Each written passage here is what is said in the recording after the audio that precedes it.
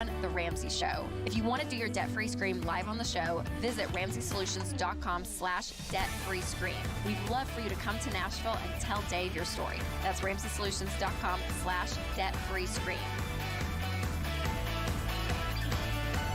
Ready? Live on both the YouTubes and the Twitches. Ramsey Show over.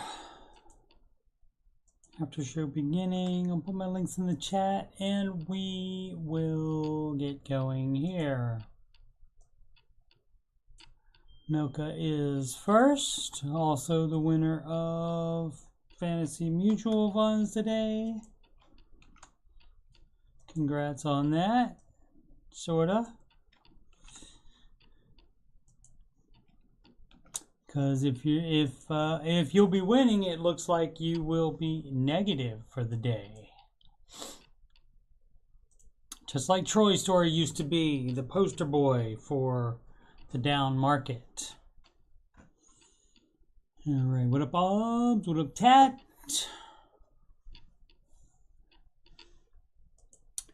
Let's see. Oh yeah, let's check to make sure since you guys are on here. Assuming the YouTube stream is fine, just make sure it's the right show number 318, the right date 7/13. So we're all good to go. So why don't we sing? How about that? What up, Sid? Just in time to listen for the drum tap, Sid. If you have the sound on for a change. Let's see.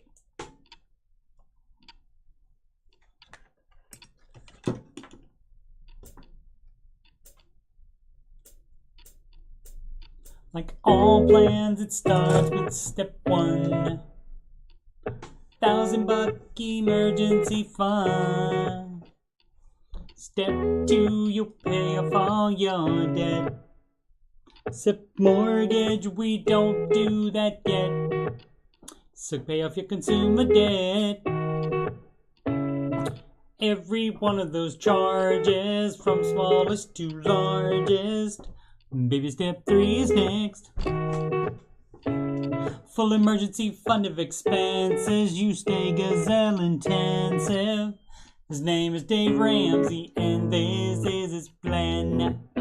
And I hope to meet him. I admire the man. I've messed up in my life, but these steps have made it right. That's why I don't, that's why I don't, and why I host this YouTube show. If you don't like the way it's working out, you should do the baby steps. And if you want to have financial peace, then you should do Dave's baby steps. Step 4 is when you can take a breath and go, let's gazelle and invest. Step 5 is to save for your kids. No student loans at all for college. 6 to pay off your home. Step 7, build your wealth and don't keep it all yourself and live like nobody else. Now you get to live large and now you get to give large. His name is Dave Ramsey and this is his plan. And I hope to meet him. I admire the man. I've messed up in my life, but these steps have made it right. That's why I don't, that's why I don't, and why I host my after show. If you don't like the way it's working out, you should do the baby steps. And if you want to have financial peace, then you should do Dave's baby steps. Drop it, take it home.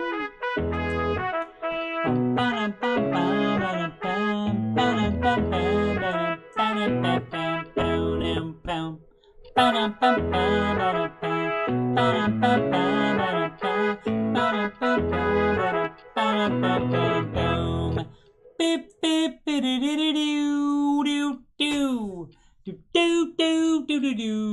Live from Columbus, OH. It's the Ramsey Show Aftershow brought to you by D.H. Schumann. Thank you so much, D.H. Here we talk about the Ramsey Show YouTube chat, and the people in it, and all things financial, and whatever else I want to talk about. I'm your host, Coach Steve Money, certified Ramsey Solutions financial coach, and you can schedule a free consultation assessment at calendly.com/Coach Steve Money. The link's at the top of the chat and in the video description below. You can email me about anything, yes, anything, at CoachSteveMoney@gmail.com. You can reach me on Instagram, Coach Steve Money, no spaces. You don't put, it's not Coach Steve Money, no spaces, it's Coach Steve Money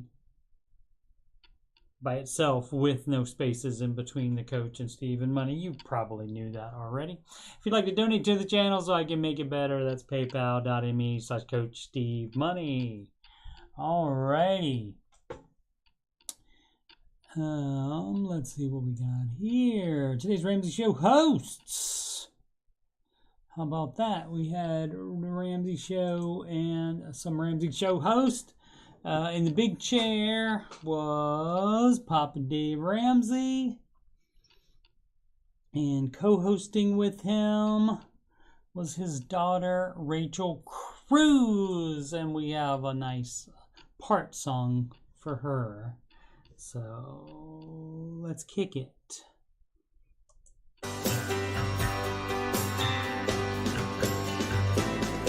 And I guess that's why we all watch Rachel Cruz, for good advice that she learned in her youth. Talks about friends when she shows us how to be millionaires. Know yourself, know your money, love your life, not theirs. But that's why we all watch Rachel Cruz, mentioning Winston, mentioning Target. And I guess that's why we all want Rachel Cruz, mentioning Winston, mentioning Target. And I guess that's why we all want Rachel Cruz, ordering Teslas, mentioning Target. And I guess that's why we all love Rachel Cruz. Alrighty, how about that? She did not mention either Winston or Target today, I don't believe. I think she mentioned something about electric vehicles. I don't know if she mentioned her Tesla specifically, but I think she mentioned electric vehicles. Thanks for the IO.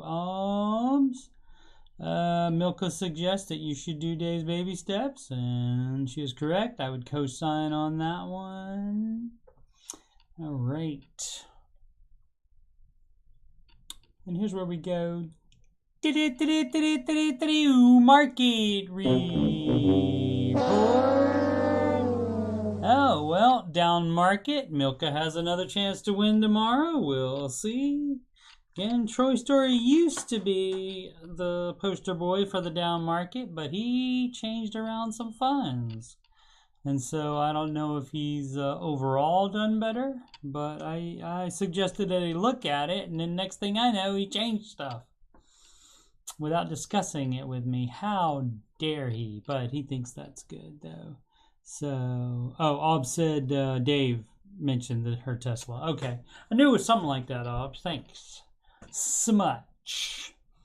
All right, so the NASDAQ spent, I think, the most time in the green today. As you can see, it went over the dotted line, horizontal line right there, and so was up during these times.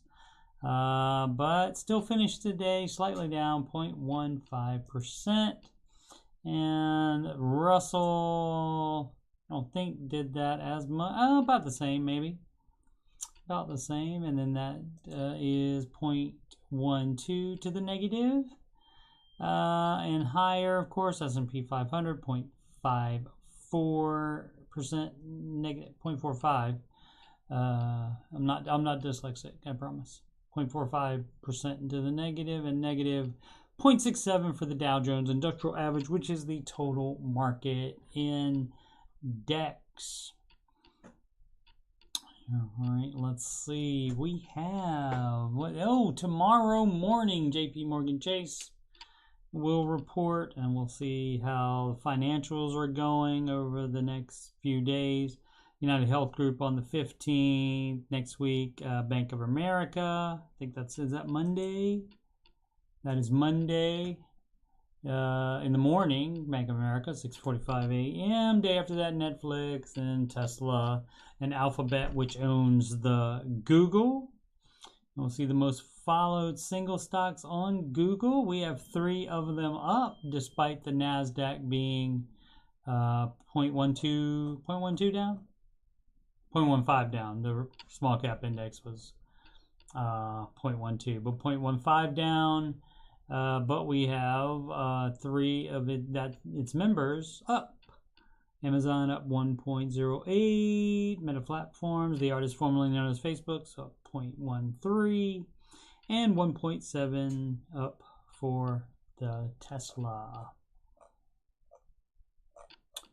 All right, let's check the rest of the planet. See how the dollar did against the rest of the world. Oh, nope. See how the rest of the world stocks did first. Markets did. Europe, everything down. Asia, mostly down. And now let's see how the dollar did. Euros up against the US dollar. US dollar up against the Japanese yen. The British pound, love, up against the US dollar. The Canadian dollar up against the US dollar. Surrey. And the Australian dollar up against the US dollar today. There'll be shrimp on the barbie. And we check the crypto. Crypto all up. Unusual when the market is all down, but that's unusual as of late anyway, as of the last 6 months or so. Anyway, normally market's down, normally the crypto is down as well. So let's see which one is the most up. Let's see if there's any story about that. That's a little drop right there, and then it came right back up. When was that? From 12:30 to 5:50 p.m. UTC.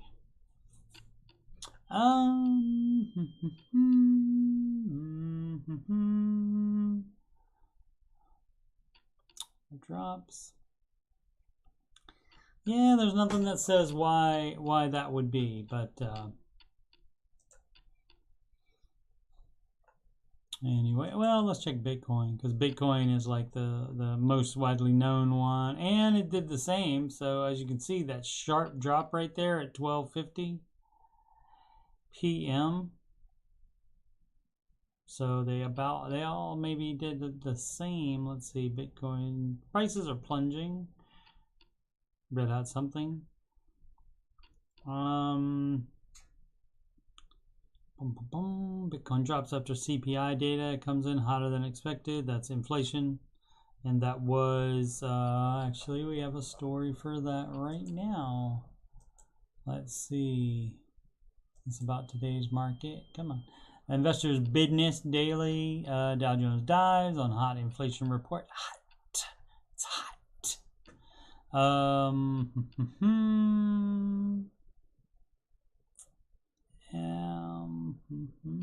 Does this say have the information that I was looking for? There it is. Labor Department's Consumer Price Index came out early Wednesday. Consumer prices rose 1.3% in June. Come on, man. What happened there? Where is that again? There we go. Rose 1.3% in June, higher than estimates for a 1.1% rise. Inflation surged 9.1% in June from a year ago, hotter than the 8.8 estimate, and up from May's 8.6% year-over-year rise. So still up on that. So hopefully that's the peak of it, but we won't find that out until next month. Let's see, Yahoo Finance. see this. What was it? Bond slump as inflation surge. Fuels. Bets on 100 basis point Fed rate hike, and the 100 basis points basically means that people are expecting, I guess, smart people, I guess, Wall Street people or whatever. I know that's a lot of technical talk for you, Wall Street people or whatever, but a 1% Fed interest rate hike in the forthcoming, but they have yet to announce that yet. So yeah, bets that the Federal Reserve could raise rates by as much as a full percentage point. Yep. Boom, boom, boom. That's right, Milka. Yahoo. All right. So, oh yeah, I had forgotten the past 2 days to do these stories. This by field reporter Ellie Fant. Forgot her name for a second. Sorry about that, Ellie. And she found this conflicting information. This from the Mayo Clinic from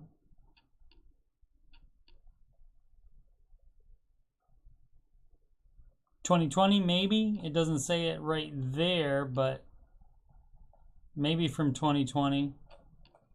And that could make a difference. The newer information you would think would be better, but not necessarily, I guess. Drinking a reasonable amount of diet soda per day, such as a can or two, isn't likely to hurt you. That would be 32 ounces. The artificial sweeteners and other chemicals currently used in diet soda are safe for most people, and there's no credible evidence that these ingredients cause cancer. There was a study with lab rats, I think in the 1970s, that did show some of that, and that's the lore that has lingered on. And so I know most of you kids weren't alive then, but I was barely alive when that happened. But that did happen, and that did travel, and lives yet today, even though it was, what is that, 20 and 30, that was 50 years ago. All right, coming up on 50 years. Anyway, some types of diet soda are even fortified with vitamins and minerals, but diet soda isn't a health drink or a silver bullet for weight loss. Nobody said it was. Although switching from regular soda to diet soda may save you calories, it's not clear if it's effective for preventing obesity and related health problems in the long term. Now, definitely you can't just switch from regular soda or pop, as we say in the Midwest, and not do anything else. You have to change diet, also exercise. But yeah, just switching that isn't gonna do much except not give you all that sugar. Healthier low-calorie choices abound, including water, skim milk, and unsweetened tea or coffee. No thanks. I like the taste of it, and I like the caffeine, which is a whole other thing that could be damaging to at least some people. But this one from 2019 from the Cleveland Clinic. Just how bad is diet soda for you? It's a direct correlation with your weight. So you finally clicked your regular soda habit, but now you find yourself reaching for cans of the diet soft drink variety. Trouble is, diet soda as a replacement for regular soda is a whole new problem. Switching for regular diet may offer short-term cut in calories, but your body won't be fooled for long. Research suggests that your body reacts to certain non-nutritive foods, including the artificial sweeteners in diet soda, in ways that can actually harm your health. Granted, neither of these cite actual studies. It's just doctors or registered dietitians saying it. So let's see. She said diet soda is associated with weight gain. Some research, again, suggests the brain reacts to artificial sweeteners, most like it does the sugary sweets. Ingesting them frequently may result in an increased desire for high-calorie foods, such as sugary treats, putting you at greater risk of weight gain and binge eating all the cookies in the break room. And even if it does give you the increased desire for it, that doesn't mean you will necessarily give in to that increased desire. So Another study, I guess this is one of the studies, a link to it right there, found that overweight individuals who switched to diet soda were more likely to consume more calories in food than overweight individuals who drank regular soda.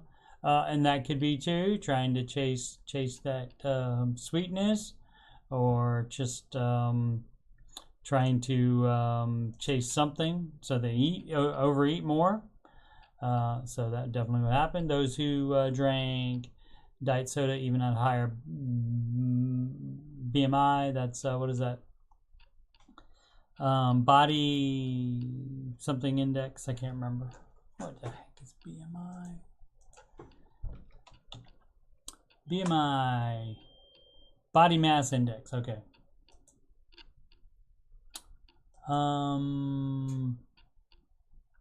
Diet soda may cause insulin confusion, and it's may, again, so.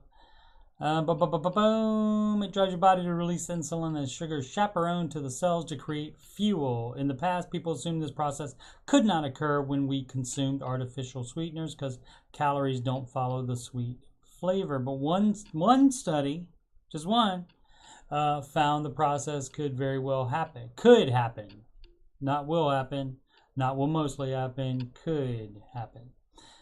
In the study, individuals who consumed a specific artificial sweetener, sucralose, which is not in Diet Coke, this is aspartame, had increases in both insulin and blood glucose levels. So this study has nothing to do with Diet Coke, because that was a specific artificial sweetener. So the sucralose, also that is crap. What is that? That's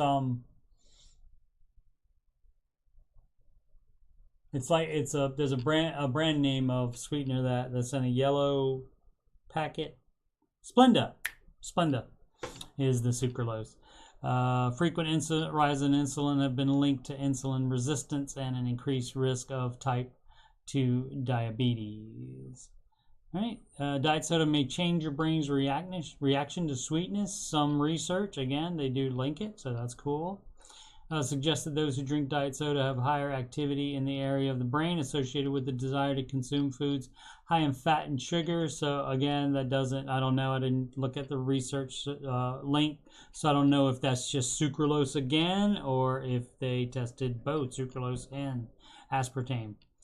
This means that diet soda could potentially change how the brain reacts to cravings for high calorie food. So it's always, this proves that it could potentially do it. So and it's always worded like that. So is it better just to drink regular soda? Nope, because that's actual sugar, and so you definitely don't want to do that if you have the beatus, for one, and a number of other reasons. But let's see, where was it? It was something. I copied something directly from here. I can't remember which one it was. Some line it was. I copied that directly. Let's see if it's up here. Oh, no. No, it's okay. It's in this one. This one from Penn Medicine. I'm assuming University of Penn, in the Penn University. That's in the Ivy League, and it says why diet soda is bad for you.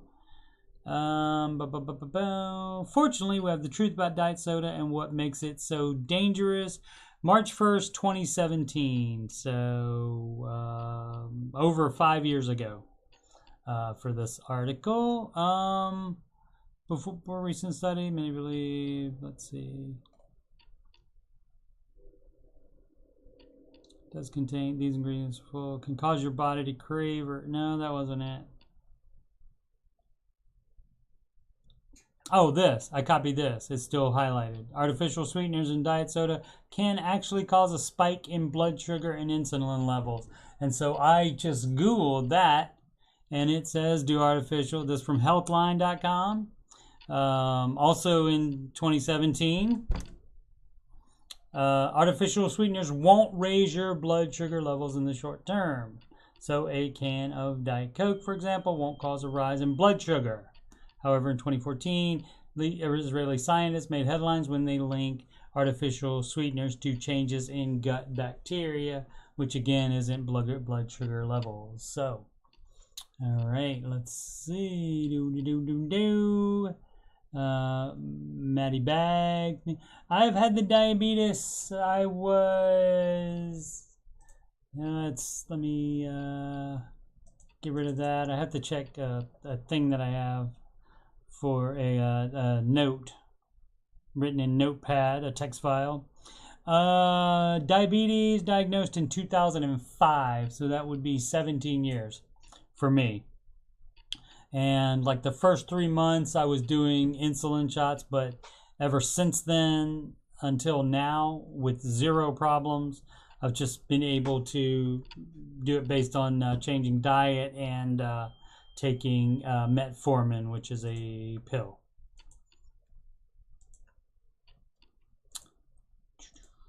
All right. Let's see. We did that. Oh, let's see now. Let's see. Like a Snickers, hungry? Why wait? Yeah.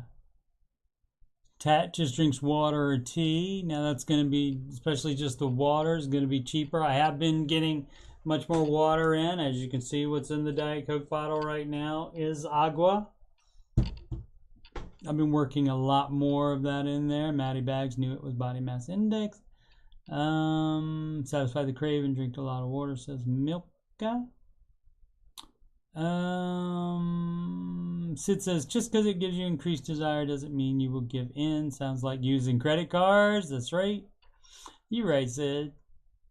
Splenda. Yep, Milka knows it was Springer. Any of you see Super Size Me? I did see that, Maddie. What was the symptoms? All right, so let me tell this story. I haven't told this one. Let's see. A lot of patients Maddie has seen in the past are on metformin. Yeah, it seemed to work fine with me, and I never had any problem. Like one of those symptoms is you can get like a chronic cough from it, but I never had any of that either. But all right, I don't think I've ever told this on the after show, so let me run through this really quick. So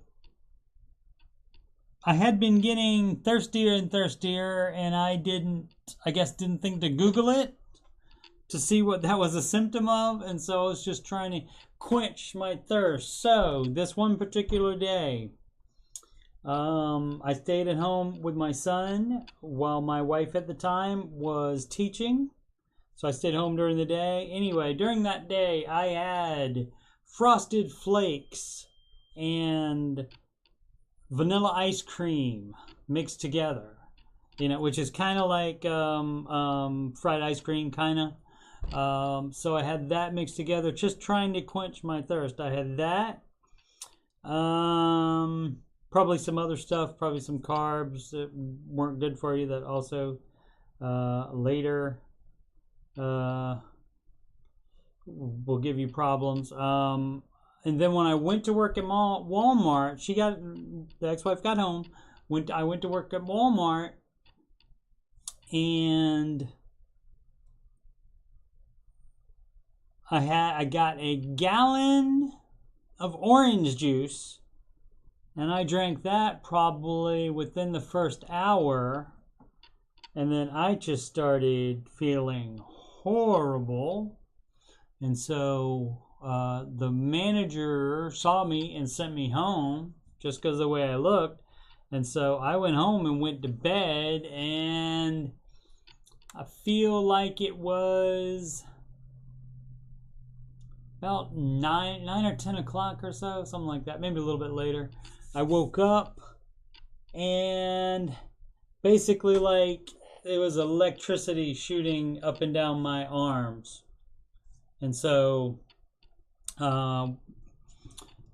we got somebody to watch my son, and my wife at the time drove me to the hospital.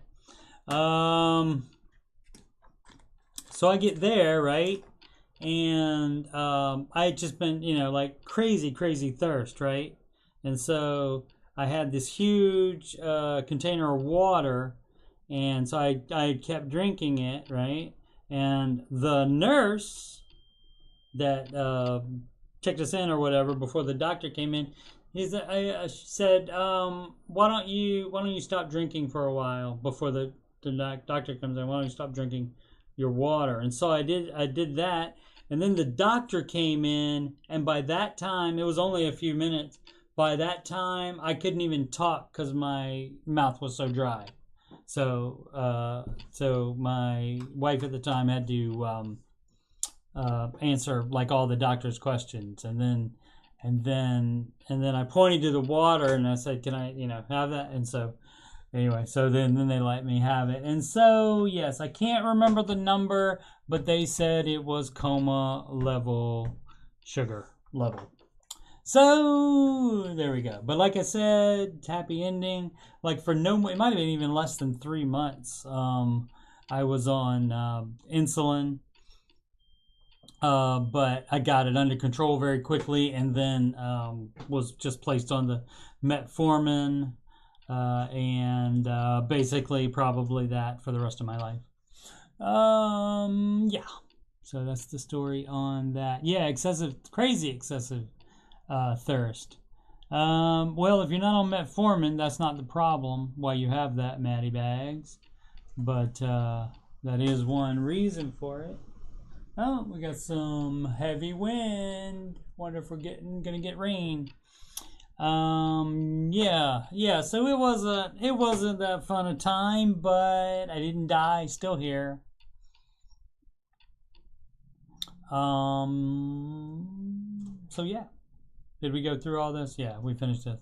So the Google can't even decide what the truth is on this. So anyway, but like I said, I am drinking more agua. So I'll have some right now. Why don't I do that? So yeah, you kids out there, that's apparently a symptom of high blood sugar and diabetes if you can't quench your thirst. So get thee to a doctor if that happens. Let's see where we are at. We did that one. Boom, boom, boom. Ever been on pregabalin? No, Maddie. What is that for? Well, let's just find out. This is the medical segment of the after show. Used along with other medications to treat certain types of seizures in adults and children. Yeah, no, I never had seizures, so no, I've not been on that. That's from CNBC. Netflix partners with Microsoft on ad-supported subscription plan. We've talked about this before. There are plans to do that. Netflix has named Microsoft as a partner for its ad-supported service. The streamer said in April that it was planning on rolling out an ad-supported tier after years of resisting the move. Netflix, which is slated to report earnings Tuesday, has warned it expects to lose 2 million subscribers during the second quarter. And it's just, there's a ton of different subscriptions. And you can't have all of them. The advice for subscription is maybe you have one in baby step 2 when you're supposed to be paying off all debt. You need one subscription to watch movies and stuff with. If not even that, if you're working more, maybe you don't even have time to watch stuff.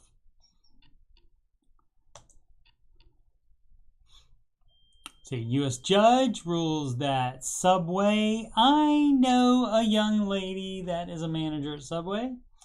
U.S. judge rules that Subway can be sued over its 100% tuna claim. I've not asked her about that. I don't know if she knows anything about that. Accuses the restaurant giant of not using 100% tuna in its offerings. The judge has denied Subway's request to dismiss the suit. So that suit will be going forward. Partially or wholly lack tuna. So let's see. Subway misled her and other consumers by saying its sandwiches and other products contain tuna and 100% tuna. Our lawsuit cites a marine biologist who analyzed 20 samples of tuna offerings from 20 different Subway restaurants and found no detectable tuna DNA sequences whatsoever in 19 samples. But the The samples did contain other types of animal DNA, such as chicken and pork. Alrighty, well, we'll see what goes on from there. And I will see if I can get any inside knowledge on that. Let's see. Oh, hypoglycemia. Oh, okay. Yeah, I don't have that either. So, Tat lost 100+ pounds on the Mediterranean diet. Yeah, that's a good one. I should probably get on that myself. Wife has heart problems. That's what her doc suggested. It worked for both of us. We feel much better and healthier. Yeah, what's your favorite thing on that on the Mediterranean diet there, Tat? I know Sid has tried to run that as well. I don't think Mr. Sid liked it. Matt Daniels, what up? Tat is going out, has the hot take of you can't say it's tuna fish if it doesn't have any tuna fish DNA in it. That's a hot take, Tat. But yeah, what's your favorite, Sid, if you can hear this, what was your favorite thing on the Mediterranean diet? See, you involve your chat people. That's how you do that. This from Vice.com from Motherboard section. Complaints to government show Americans slow descent into madness over spam calls. I don't know if it's madness, but it's not fun. How long must I fear, wrote one citizen, beset by robocalls.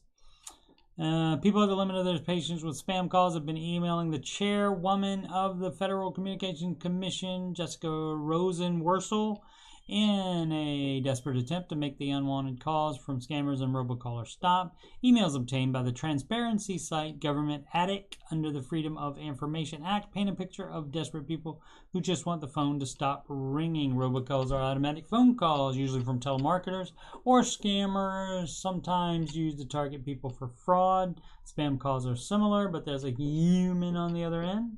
Both types of calls have plagued most people with a phone line in the U.S. for years. Recently, the government has passed regulation to try to stop unwanted calls. Didn't work. FCC encourages people to report unwanted calls or spoof phone numbers. Your complaint provides valuable information that we use to inform policy decisions, its website says. But that process involves filling out a specific form online, not sending emails directly to the FCC chairwoman's inbox. So people have taken that on themselves to do that. Someone wrote with the subject line, time to go to work, asking if they needed help accomplishing the goal of ending robocalls. This doesn't seem difficult. Why are you and your agency failing? To me it seems difficult. How do you know what they're going to talk about when they call? How do you know they're using robotic calls? How do you know it's not like something legitimate that's using a robotic call? How do you know that? So, they wrote to offer their own ideas. Oh, good. I think we need to create an anatomy of the most common scam setup. Scammers prey on the most vulnerable people in our society. If we work together, we can stop these time-wasting scammers. That's not an idea. That's an idea for an idea. That's like a basic parameter of an idea. That's not an actual idea, though, of what exactly to target. Congrats on your attainment of the chair, even if it is currently acting. Perhaps your people will be more responsive than they were under Mr. Pai. I guess he was the previously on the FCC. Previously on the FCC. Good morning. I have invented a solution that stops robocalls 100%, but since I'm not an insider in the communications industry, I'm not having an easy time getting the potential buyers of my product, i.e. Google, Apple, Verizon, T-Mobile, AT&T, etc. Any chance you could help me get in front of the industry leaders? Why am I still getting it? Yeah, so none of these people are like putting it out there. The guy says he has invented a way to do that, but somebody had 13 robocalls per day. I never gotten that many in one day, but yeah. All right, so it's just people complaining basically about it. Let's see. Greek salad for Tat is the best. Also, fish roasted with olive oil, lemon juice, and mix of garlic and herb seasoning. Greek salad is his go-to, though. All right, sir. We'll check that out. This is from CNBC. Top states for business. By putting partisanship aside, North Carolina ranks #1 in America's top states for business with the nation's strongest economy. How about that? Always a contender in CNBC's annual state competitiveness rankings, North Carolina finishes on top for the first time. Phrasing. Definite phrasing. Wow. Political leaders in the Tar Heel state keep managing to put partisanship aside to build the nation's strongest economy. Other top finishers are Washington State, I assume, Virginia, Colorado, and Texas. This year's bottom state for business is Mississippi. Boop, boop, boop, doo. All right. I wonder if it's coincidence, but Virginia is right on top of North Carolina. Also phrasing. All right. I don't know geography, but I do know that because I lived there. So, lived in Virginia. Lived for a short time in North Carolina. Powered by an economy that hit its stride and turbocharged by a long track record of innovation, North Carolina is America's top state business in 2022. I assume that's not for the whole year of 2022. That's just when they award it, maybe for the previous year. Tar Heel State has always been a contender, as we saw. State finished a close second last year, but 2022 is the first year has been able to climb to the top. What made the difference? For one thing, state leaders keep managing to put aside their very deep political divisions to boost business and the economy. Great. When Democratic Governor Roy Cooper signed a deal in March with Vietnamese electric vehicle manufacturer VinFast to build a $2 billion factory in the States. State Senate President Phil Berger and House Speaker Tim Moore, both Republicans, were close at hand. So they're down. They are trying to keep that economy going there. The three had worked together across party lines to craft a $1.2 billion incentive package, sealing the deal. All right, of course you're gonna throw VinFast a bone to build that there, because that means the money is there, and that means jobs in the area. So makes sense. They worked together on a previous deal. So basically, you don't necessarily have bipartisanship, but you do have three guys that have decided to work together. Last year, Apple announced it would build its first East Coast hub in the state's Research Triangle region in exchange for as much as $846 million in incentive. This is what happens when we work together, Moore said at the event that announced the deal in April 2021. Had a tough election in 2020. They tried to get rid of me. I tried to get rid of them. We ended up the same way we were. And I think we looked at each other and said, this is what the people of North Carolina voted for. We've got to work together to get positive outcomes for our state. Well, that's all well and good. So, cool. Where North Carolina falls short, no state is perfect, however. North Carolina ranks 28 for life, health, and inclusion. Alrighty, this about the economy, but definitely go ahead and give them a shot to the gut near the end of the article. CNBC. All right.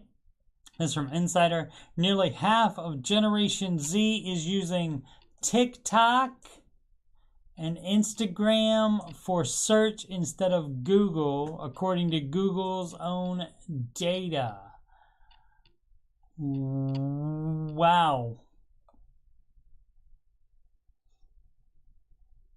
Generation Z, man. Good luck. Good luck, dog.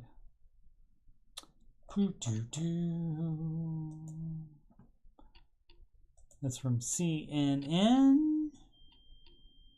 CNN Business. Here's what's getting more expensive at the grocery store. Inflation. Is that just Food prices still on the rise, but some relief may be on the horizon.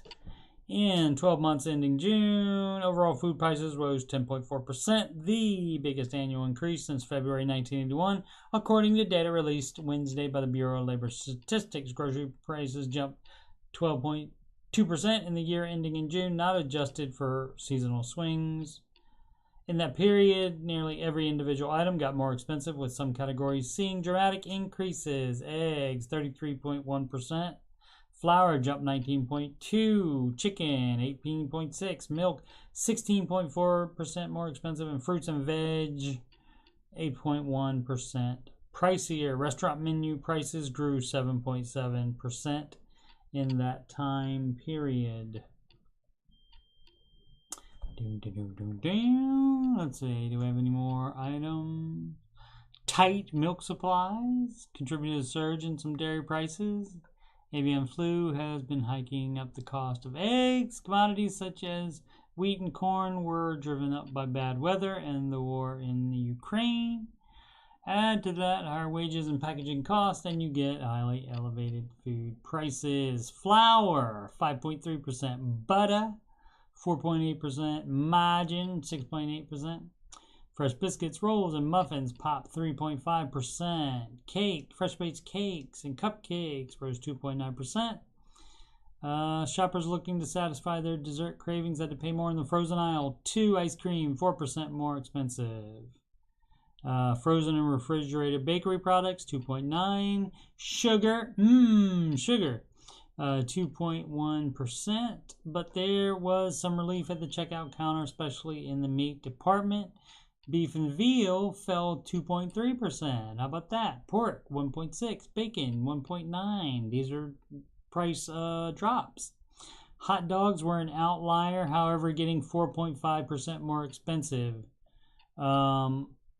When is the time period again? Because 4th of July. 12 months ending in June. Okay. So not 4th of July related. Okay.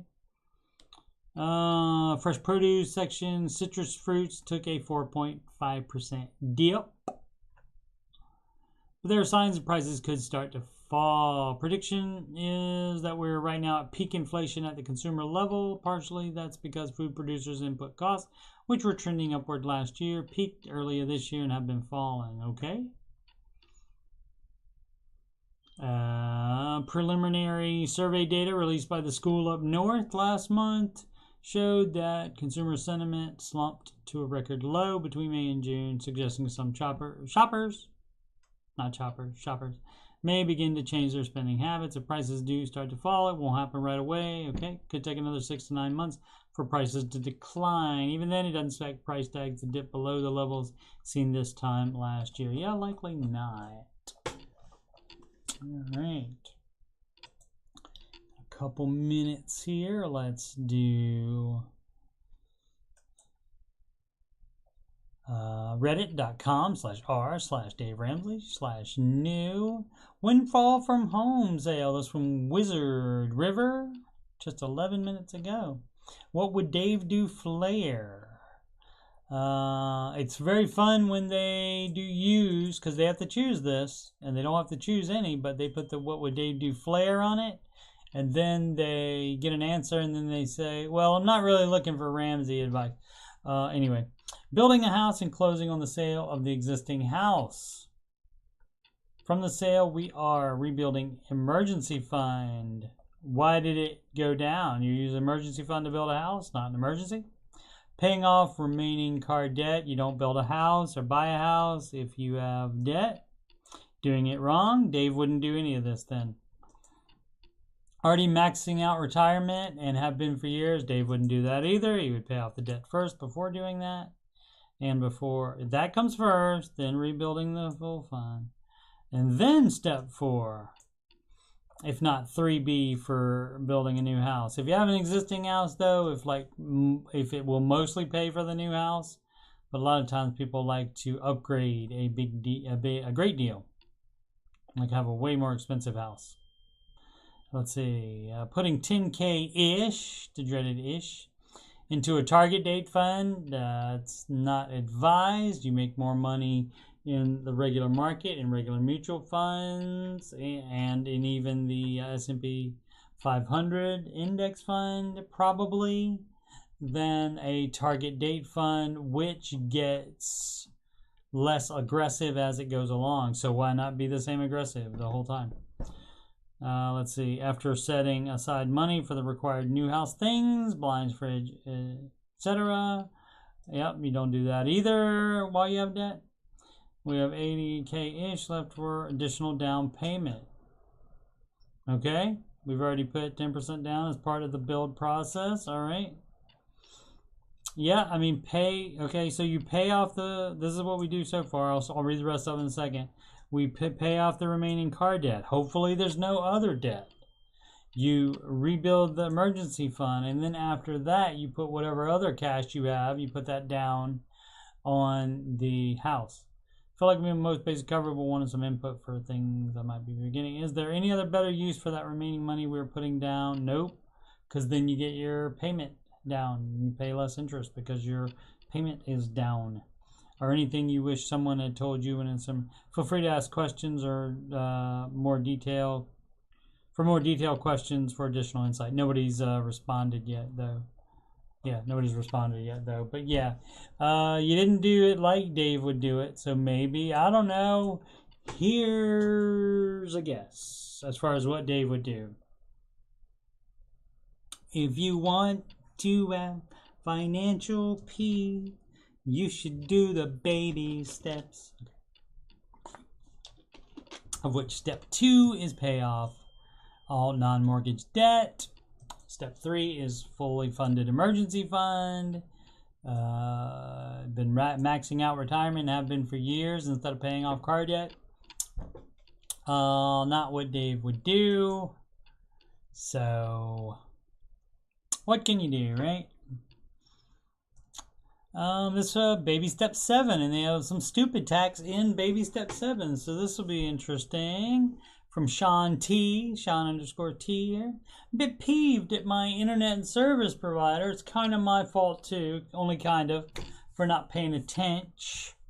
If you want to avoid the same stupid tax I've been paying, keep reading. Been with the same provider for many years. At the time I purchased it, my internet service was among the fastest in the country, 10 times faster than the closest competitor. I was quite happy with the speed. Over the years, the service has been reliable and disruptions have been minimal. Always paid a premium amount for high-speed internet, but didn't mind as I streamed tons of video and used other computer applications that justified the higher than normal bandwidth. In the early years, I would periodically receive updates about my internet speed increasing automatically as technology improved, yes. About once a year, I would check with my provider and sign up for an annual contract to drop my annual fees, yeah. As the years passed and my income dramatically improved, I just got lazy and stopped checking on things. One of the reasons is the annual contracts disappeared and the deals were basically more expensive packages, including undesirable extras that I didn't want to pay for. I wanted to lower my monthly bill, not raise it in exchange for a landline I would never use, right? They want you to get that. They want you to get a landline. They want you to get a TV package, etc., etc. I get emails from them quite frequently about that. I get snail mail from them about that every single week. You would think, I mean, I guess it must work or they wouldn't do it. So anyway, so they must get enough people that take them up on that. So anyway, the other day I noticed a particular internet program I used was persistently getting a slow connection warning. It's the only application I have really had an issue with, so I reached out to the customer support and basically told me my maximum internet speed doesn't meet their minimum requirements. Interesting. Well, that's strange, the poster thought. What am I paying $80 per month for if my internet service is not high speed? So digging into my internet service plan, turns out my internet service provider's cheapest internet tier is more than twice as fast as my current plan and only $30 per month. So again, why am I paying $80 per month? I called them in for $70 per month, which is less than what I am paying now. I was able to order an upgrade to an internet connection that is more than 50 times faster than what I have now. with the same company. Yep, they didn't really offer me an explanation for why they kept charging me a premium for my no longer high-speed internet. On one hand, I'm a bit upset about the lack of communication on their part. They might have gotten a few extra bucks out of me, but this type of thing is enough for me to want to close my account. The only thing that's stopping me is their THEY apostrophe RE, one and only competitor, has a worse reputation. Oh no, this is right. My bad. That's the correct there for that. I apologize. Sean T. Sorry about that, dog. It is even more expensive. On the other hand, I blame myself for not looking at things more closely, phrasing, and for allowing myself to be taken advantage of. Phrasing. I've upgraded my cell phone plan many times over the years, but wasn't really paying attention to my internet plan. Lesson learned, need to stay more on top of this stuff. Phrasing. All right. One thing the internet people will do, like if you go to their website and check the plans, a lot of times that's introductory rate, and you get that for a short time, anytime including up to a year. But then once that year is over, then you're paying regular rates. And if you're already a customer, you sometimes do not get that nice rate. And so, yeah, I mean, they were getting your $80 a month. And now they're losing $10 a month on you, so they, have no reason to call you and tell you that. But some companies may do that, some may not. Alrighty. Oh, it's time to go. We'll see. Let's see if there's any others from today. Let's see, online side hustle, best Ramsey option to pick. Yeah, so we'll pick up those two tomorrow. I'll try not to get an extra segment like we did with the diet soda, or diet pap, as we say here in the Midwest. All right, Milka confirms. Greek salad, always good. Alrighty, so upcoming streams as usual. This stream. Monday through Friday, 6 p.m. Eastern Time, the Ramsey Show Aftershow show. That is every weekday. Even when the Ramsey Show is a repeat, I normally do a live Aftershow as well. This weekend, definitely, by this weekend, there will be one Tech Support with Coach Steve Money. Where I do the same thing I just did with the Ramsey subreddit. I do that with the Tech Support subreddit, and I use my 25 plus years of being a PC tech for that. Also, currently playing Uncharted 4 Thief's End, and I will continue that playthrough. And I think I have 2 or 3 more streams to go in order to finish that game entirely. All the other streams are on there right now. Alrighty. So go through my plugs again. They're at the top of the chat and in the video description below, and on the right side here of my YouTube banner. You can schedule a free coaching consultation with me, financial coaching. I'm a Ramsey Solutions certified financial coach. See right there, it says my full name, Steven Simpson. Only my mom and girlfriend call me that though. Everybody else calls me Steve, but you can call me whatever you want. I will definitely answer because I like attention. All right. You could just click on that and it'll pop up the calendar. You could change the month, pick the date, and then you pick the time, and Calendly will let me know when you want that appointment, and I will email you back and let you know what information I need in order to accurately financially assess you. PayPal is the donation link, and that's paypal.me/CoachSteveMoney. Instagram, Coach Steve Money, no spaces, and email address, CoachSteveMoney@gmail.com, and you can email me if you want to talk about anything that's on my YouTube channel or anything about Ramsey related, Oak Island, the after show, how I do the show, anything about video gaming, anything about computer stuff, or if you want to sing one or more of these Ramsey-esque songs that I've written, like parodies, if you will. Especially the Baby Step song. Would love to hear somebody else sing that. So we can pre-record it, or you can pre-record it by yourself and just send it to me, and I'll play it on the show. Or we can do it live. We do have that technology. Because it is 2022. If I had this technology, dude, when I was a teenager, man. You kids today are so lucky. Alright, kids. With your lucky selves, make smart financial decisions every day.